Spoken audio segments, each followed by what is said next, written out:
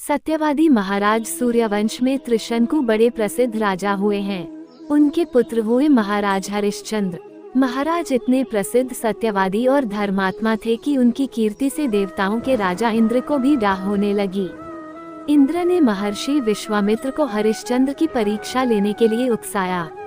इंद्र के कहने से महर्षि विश्वामित्र जी ने राजा हरिश्चंद्र को योग बल से ऐसा स्वप्न दिखलाया कि राजा स्वप्न में ऋषि को सब राज्य दान कर रहे हैं। दूसरे दिन महर्षि विश्वामित्र अयोध्या आए और अपना राज्य मांगने लगे।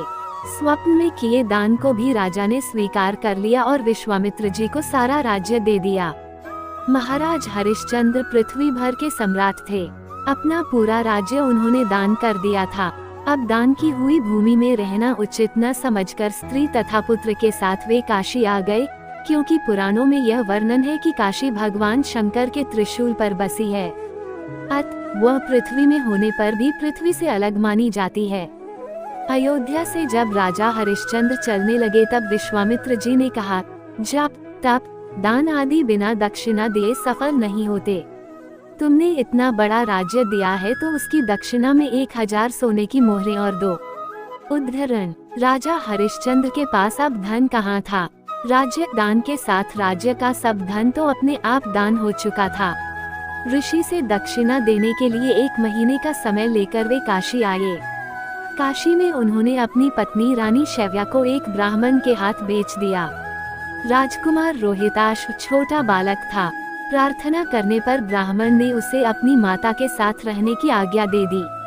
स्वयं अपने को राजा हरिश्चंद्र ने एक चांडाल के हाथ बेच दिया और इस प्रकार ऋषि विश्वामित्र को 1000 मोहरें दक्षिणा में दी।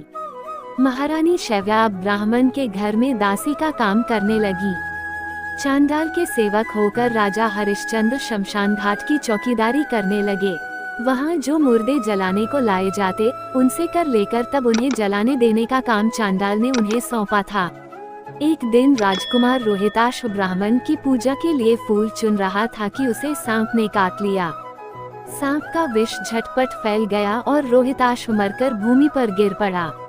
उसकी माता महारानी शैव्या को न कोई धीरज बंधाने वाला था और न उनके पुत्र की देह शमशान पहुँचाने वाला था। वे रोती बिलखती पुत्र की देह को हाथों पर उठाए अकेली रात में शमशान पहुंची।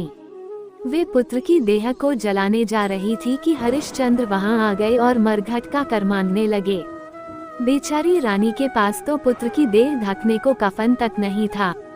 उन्होंने राजा को स्वर से पहचान लिया और गिड़गिड़ा कर कहने लगी, महाराज, ये तो आपका ही पुत्र मरा पड़ा है। मेरे पास कर देने को कुछ नहीं है।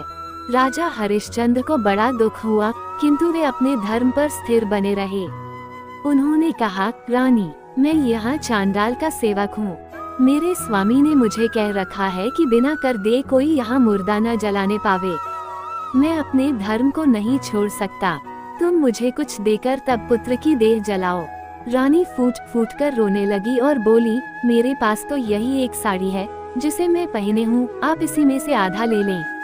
उद्धरण: जैसे ही रानी अपनी साड़ी फाड़ने चली, वैसे ही वहाँ भगवान नारायण, इंद्र, धर्मराज आदि देवता और महर्षि विश्वामित्र प्रकट हो गए।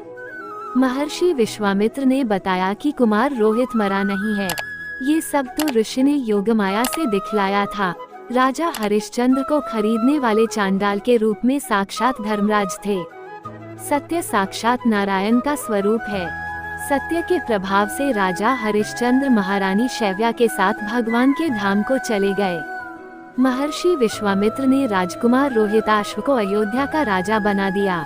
सत्यवादी राजा हरिश्चंद्र के संबंध में ये दोहा प्रसिद्ध है।